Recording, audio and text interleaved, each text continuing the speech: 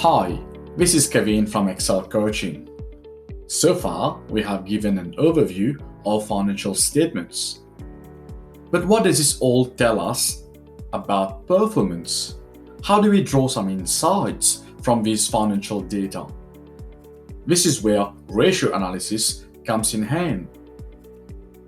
Ratio analysis can be used to draw insights which are then used for decision making. Ratios can be broadly presented in two ways. The first method is often referred to as trend analysis or horizontal analysis. In a trend analysis, we are comparing the performance of a company over a period of time. In this example, we are comparing BHP's earnings for a 5-year period. The second method is peer analysis or vertical analysis. This is about comparing the firm with other similar firms using a common set of ratios. Rio Tinto operates in the same industry as BHP and therefore would be classed as a peer. So, in this example for peer analysis, we are comparing BHP's performance against Rio Tinto. Ratio analysis. There are several categories of financial ratios. Here, we'll explain some of these categories. Number 1, profitability ratios. Profitability ratios measures a company's ability to make a profit. Examples are return on assets or gross profit margin. Number 2, liquidity ratios. This ratio measures a company's ability to meet its short-term needs. A healthy organization needs a good balance of current assets, example, cash, inventory, debtors, to be able to repay short-term debts.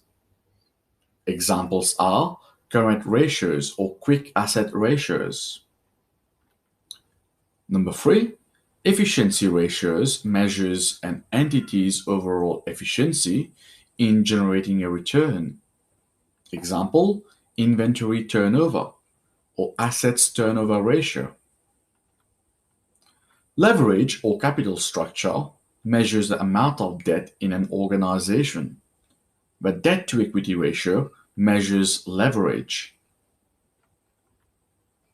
Market ratios are more common for listed companies, and it measures performance relative to matrices like share price or enterprise value. An example would be price-earnings ratio. Profitability ratios. Using profitability ratios, a company can assess how it is performing with respect to providing a return to its shareholders. Some of the common profitability ratios are return on asset, which is essentially net income over total assets. Similarly, return on equity is net income over equity. Some of the profitability ratios are expressed as a percentage term. Let's use a real example to demonstrate the calculation and the presentation of a ratio. Here, we show you how to calculate the return on asset for BHP in 2019. Return on asset, as we know it, is net income divided by total assets multiplied by 100 to show a percentage. Net income. We know this is in the income statement. Therefore, we refer to the income statement and pick the net income number, which is 8306. Total assets. We can retrieve the total assets from the balance sheet. Total assets for BHP in 2019 was 108.61. The return on asset, which is net income over total asset multiplied by 100, is 8%. Now that we know how to calculate the ratio, it is important we present it very well. Whether we use tables or graph, it is important that we have some good visualizations.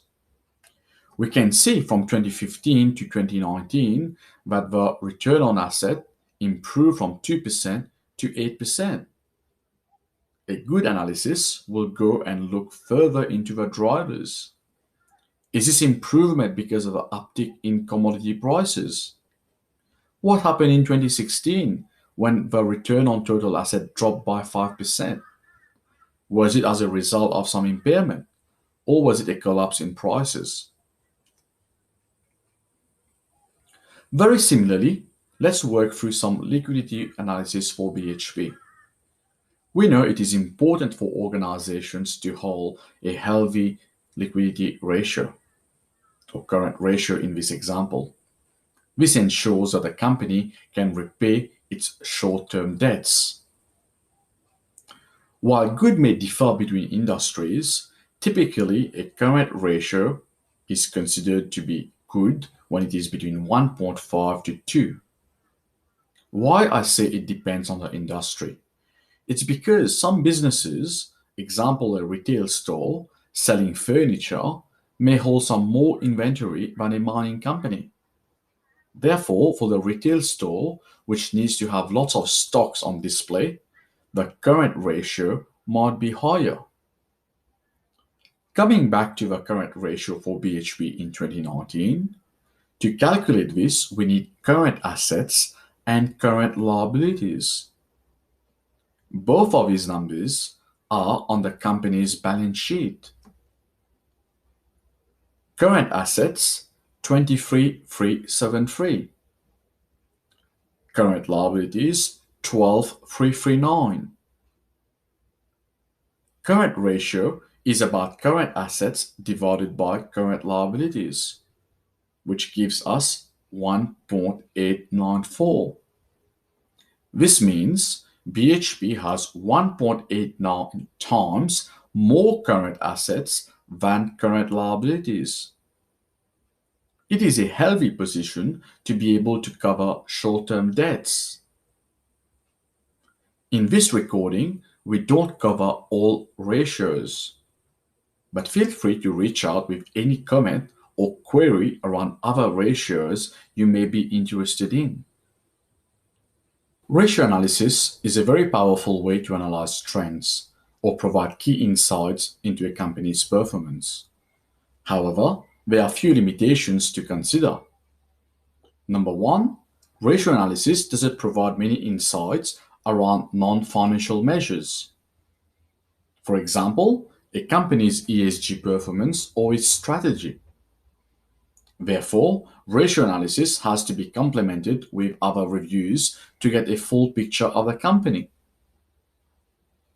Number two, the quality of disclosure is not represented in the ratio itself.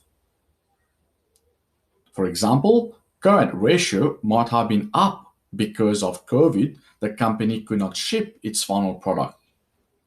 So why or the driver behind the performance needs to be understood.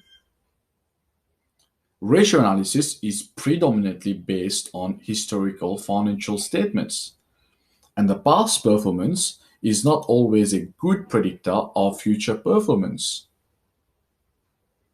Often, there are changes to accounting policy or operational differences which make the numbers very hard to compare. For example, if BHP switches its operating model from owning and operating its fleet to a contractor model, across the years there'll be inconsistent trends. This is where it is important to restate or normalize numbers to make them comparable. Thank you for watching our recording on ratio analysis. Trust you have enjoyed it. Of course, we do not cover all the ratios, but feel free to reach out if you need a hand with other ratios we did not cover in this recording. If you like our recordings, please do subscribe to our channel. There's a subscribe button underneath the recording or by clicking on the Excel Coaching logo. Until next time, thank you.